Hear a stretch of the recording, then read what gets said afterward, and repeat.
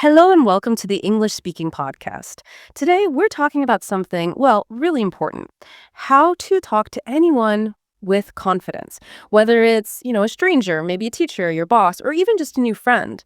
A lot of English learners feel nervous when speaking, but don't worry, you're definitely not alone. In this discussion, we'll explore some simple steps that will hopefully help you feel calmer, more confident, and clear when you speak to anyone. You know that feeling, right? Being nervous is something almost everyone feels at some point.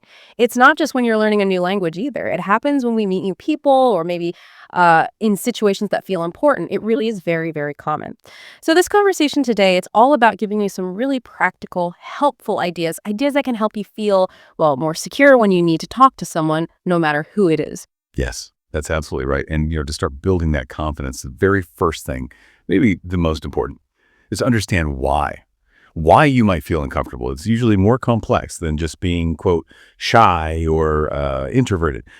When we looked into this, we found there are often really specific reasons behind those feelings, and just knowing them, that's a huge step. We can often group these feelings, these reasons for nervousness, into maybe three common types. Let's call them conversation barriers. First one. That's performance anxiety.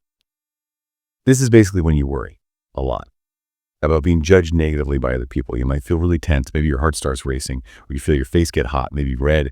You kind of overthink every single word, trying so hard to say something perfect. It's almost like feeling you're on a stage, even if it's just a one-on-one chat.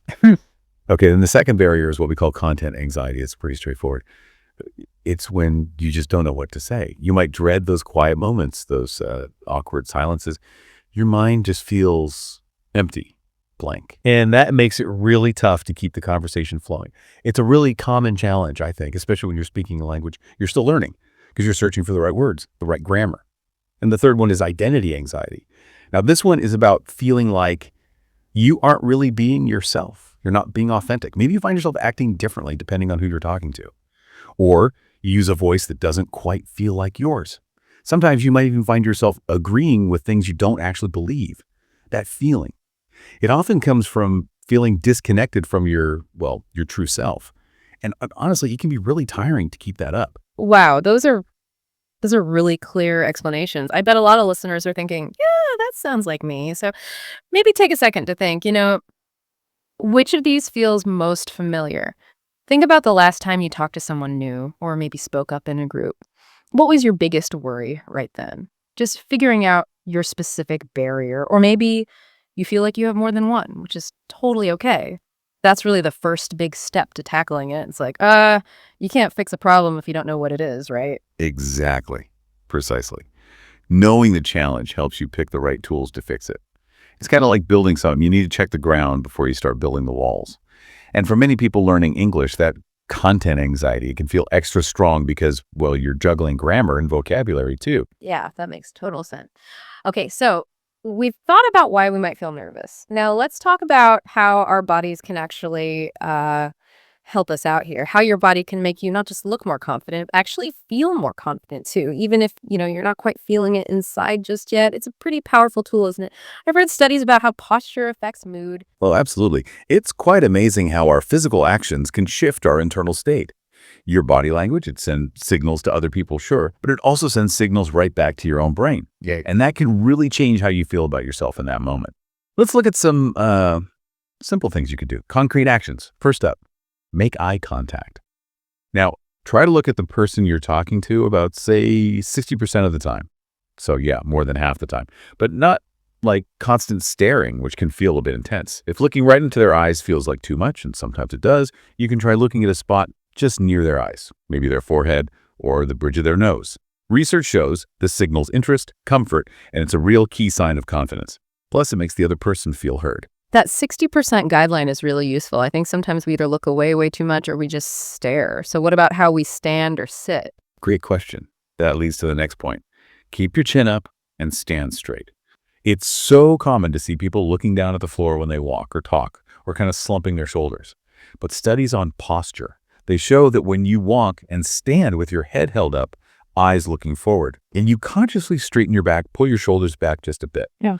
You don't just look more confident open, you actually start to feel more confident inside. It can even slightly change your body chemistry. And when you're actually in the conversation, try to lean forward slightly, just a little bit. This small shift shows you're engaged, you're interested in what's being said, you're paying attention. It helps you seem more connected and helps build that rapport, like you're welcoming their words. I can definitely see that. Leaning in shows interest. Sometimes I notice myself leaning back if I feel nervous, almost like trying to create distance. That's a very normal reaction, which is exactly why just being aware of it is so helpful. Another thing people often do when nervous: avoid your pockets and watch your hands. It feels safe sometimes, putting your hands in your pockets, but it can actually make you look less confident, maybe even a bit anxious. Keeping your hands visible, out where people can see them, generally makes you seem more self-assured and open. Also, try not to touch your face or neck too much. Those can be little giveaways for nervousness.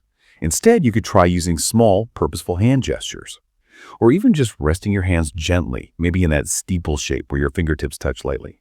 That often signals calm confidence.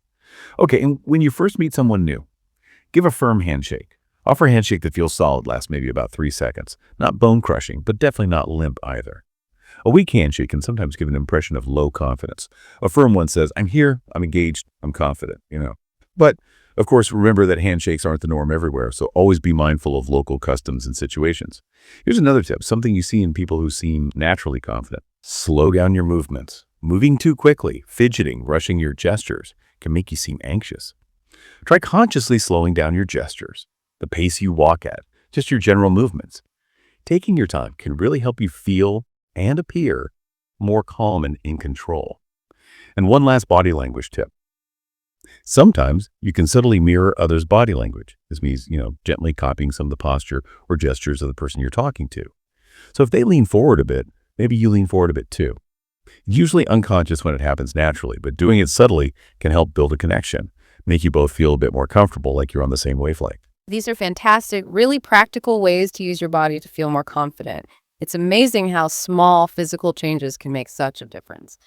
But okay, the body's one part. What about our voice and our thoughts? Those are huge too, right? If we're communicating confidently, let's get into that. Absolutely critical. Our voice is often the first thing people notice, and it carries so much of our intention. So first, focusing on the voice itself. A really common piece of advice, and it's common because it works, is to speak slowly and clearly. When we get nervous, our speech tends to speed up, sometimes without us even realizing it. But consciously slowing down, it does two things. It helps everyone understand you better, obviously, and it makes you sound calmer and more in control, which in turn often makes people listen more carefully. And to help with that control and clarity, you can actually practice speaking aloud every day. Just try reading something, a book, an online article, anything out loud for maybe 5 or 10 minutes daily. It seems simple, but this exercise literally strengthens the muscles you use for speaking, your vocal muscles, and it trains your brain to form words and structure thoughts more easily for actual conversations. You can even try exaggerating the pronunciation a bit when you practice really working those muscles. For English learners, this is double gold, helps pronunciation and fluency. Also, don't be afraid to use deliberate pauses. Seriously. There's no rule that says you have to fill every single moment of silence. Rushing often makes you sound less confident. A short, thoughtful pause, just maybe 2 or 3 seconds before you answer a question or share an opinion, it can make your words feel more considered, more impactful. Plus, it gives you a vital moment to gather your thoughts and honestly, just breathe. Those are brilliant tips for the voice. That daily practice idea, just 5 minutes, sounds so achievable for anyone. Okay, so we've got the body, we've got the voice. Now let's really dig into how to connect better with people, and maybe more importantly, how to manage our own thoughts during these interactions, because that internal chatter, that can be the biggest hurdle sometimes, can't it? Oh, absolutely. The mental game is often where the real battle for confidence is won or lost. So first off, a practical point. Know your topic. If you know you're going to be discussing something specific, maybe a presentation or even just a topic you expect to come up, do your homework. Understand it well. Maybe do a little research. Practice key points in your head or out loud. Think about what you really want to say. What we consistently see is that the more prepared you feel, the less room there is for doubt. Your message becomes clearer. This is especially true if you're navigating the conversation in a language that's not your first one. Preparation builds a safety net. Next, make an effort to practice active listening. Being a truly great listener is, perhaps surprisingly, a huge part of being a confident speaker. Really tune in to what the other person is saying. Try hard not to interrupt. Let them finish their thoughts. Show you're engaged with little nods or maybe soft sounds like or ah or wow. And don't hesitate to ask clarifying questions if you're unsure about something. Could you tell me more about that? Or, so if I understand correctly. This not only helps you respond more effectively, but it also makes you feel more involved and confident in the exchange. And bonus, it takes the pressure off you to constantly be talking. Here's a simple but effective technique. Use people's names and ask about them. Just dropping someone's name naturally into the conversation. That's a great point, Sarah. Or, what do you think, John? It builds connection. It makes people feel acknowledged and show genuine curiosity. Ask people about themselves.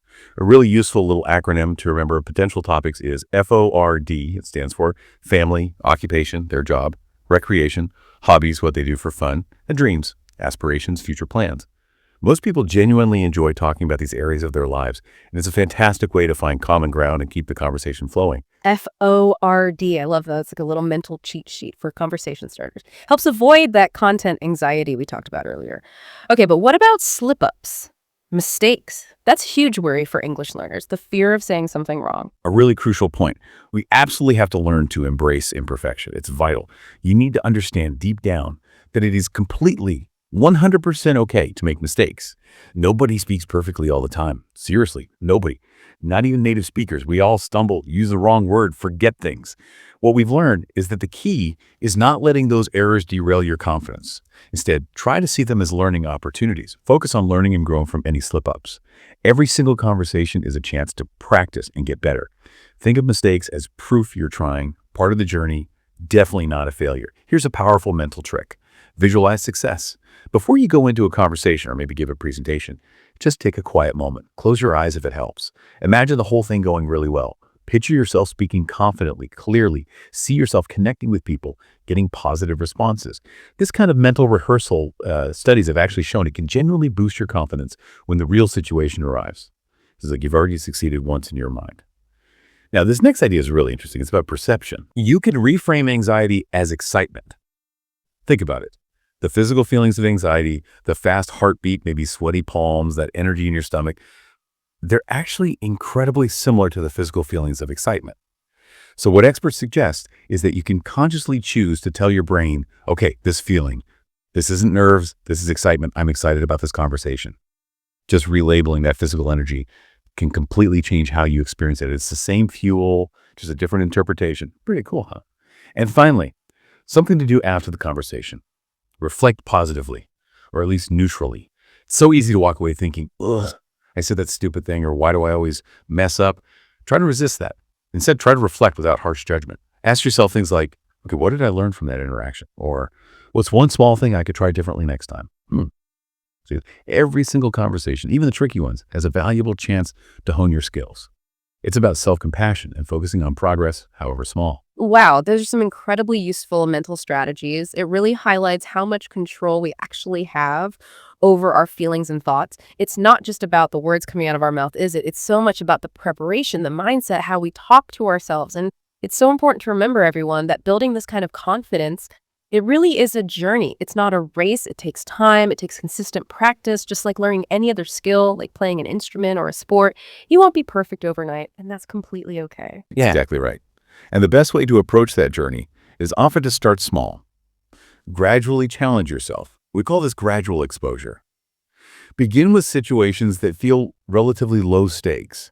Maybe ordering coffee in English, or asking a simple question in a small familiar group, or just chatting with someone you already know a little. As you start to feel more comfortable with those, then you can slowly try slightly more challenging situations. Each little success, no matter how small it feels, it builds on the last one. It shores up your confidence and makes you feel ready for the next slightly bigger step. It really is like learning to swim. You start in the shallow end, not by jumping into the deep end. And here's another helpful angle. Whenever possible, try to speak about what excites you. If you get a choice of topic or can steer the conversation, talk about things you're genuinely interested in or passionate about. When the message itself feels important or exciting to you, it becomes so much easier to push past the nerves and just speak from the heart. Your natural enthusiasm will often carry you through, making you sound more confident, more engaging, even if you're occasionally searching for the perfect word. That passion shines through. So please remember, feeling a bit nervous when speaking, it's completely, utterly normal. Even people who speak publicly for a living still feel it sometimes. The real goal isn't necessarily to eliminate that feeling entirely. It's more about learning how to manage it, how to work with it. Your voice, your perspective, it's valuable. It deserves to be heard. So keep practicing, keep learning, and really try to trust in your own growing ability to connect with others. You can do this. Thanks for joining me on the English Speaking Podcast. If you enjoyed today's episode, like the video, subscribe to the channel, and leave a comment with the topic you want next. Until then, keep listening, keep learning, and keep speaking English with confidence.